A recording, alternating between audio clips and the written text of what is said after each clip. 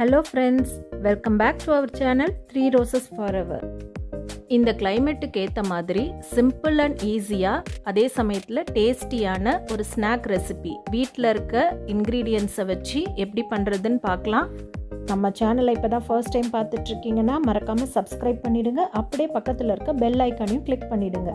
இப்போ வாங்க இதுக்கு தேவையான இன்க்ரீடியன்ட்ஸ் என்னன்னு பார்த்துடலாம். ஒரு 6 பிரெட் ஸ்லைசஸோட சைட்ஸ் எல்லாம் கட் பண்ணிவிட்டு வெறும் அந்த வெள்ளை பகுதியை மட்டும் எடுத்து வச்சுருக்கேன்.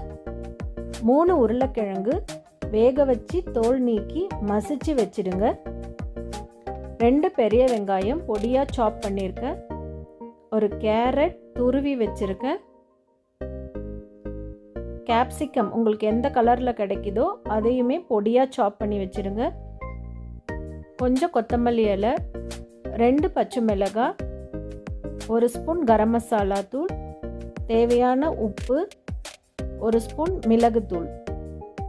வெஜிடபிள்ஸ் இன்னும் உங்களுக்கு என்ன தேவையோ நீங்கள் அதை ஆட் பண்ணிக்கோங்க. மேலே கோட்டிங்க்கு நான் பிரெட் க்ரம்ஸ் எடுத்திருக்கேன்.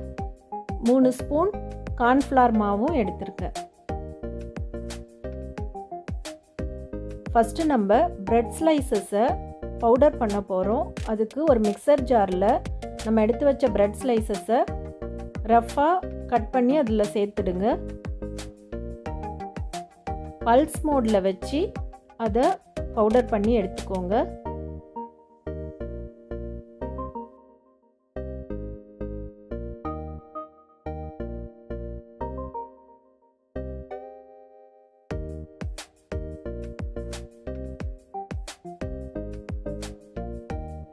அந்த பிரெட் பவுடரை ஒரு பவுலுக்கு ட்ரான்ஸ்ஃபர் பண்ணிவிட்டு நம்ம எடுத்து வச்ச உருளைக்கிழங்கு, வெங்காயம், குடைமிளகாய், பச்சை மிளகாய், துருவின கேரட்,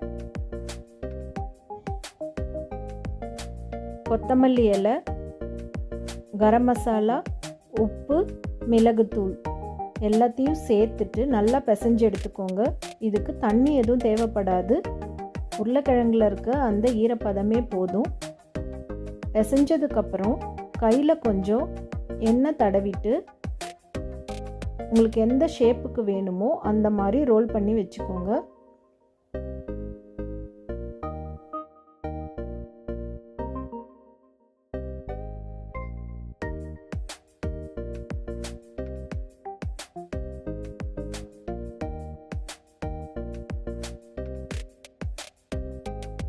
எல்லாத்தையும் ரோல் பண்ணி ஒரு பிளேட்டில் ரெடி பண்ணி வச்சுடுங்க.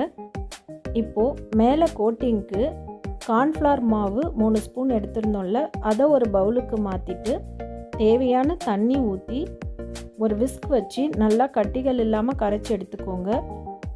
நம்ம ரெடி பண்ணி வச்ச கலவையை கார்ன்ஃப்ளவர் மாவில் டிப் பண்ணிவிட்டு அப்படியே பிரெட் க்ரம்ஸில் நல்லா கோட் பண்ணி எடுத்து எல்லாத்தையுமே ரெடி பண்ணி வச்சுடுங்க.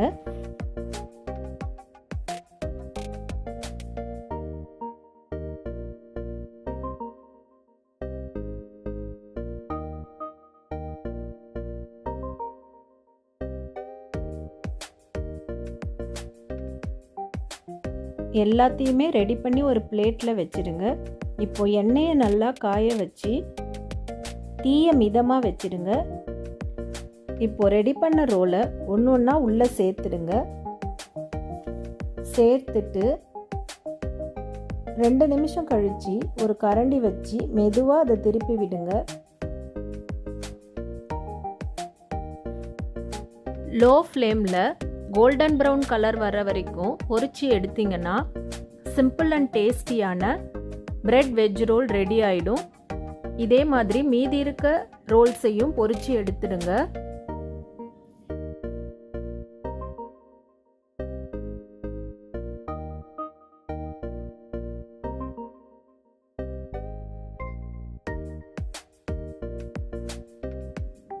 இந்த ரெசிபி உங்களுக்கு பிடிச்சிருந்ததுன்னா ப்ளீஸ் லைக் அண்ட் சப்ஸ்கிரைப். அப்படியே மறக்காமல் உங்கள் ஃப்ரெண்ட்ஸ் அண்ட் ஃபேமிலிக்கும் இந்த ரெசிபியை ஷேர் பண்ணுங்கள். இன்னொரு இன்ட்ரெஸ்டிங் ரெசிபியோட நான் உங்களை மீட் பண்ணுறேன். தேங்க்ஸ் ஃபார் வாட்சிங்.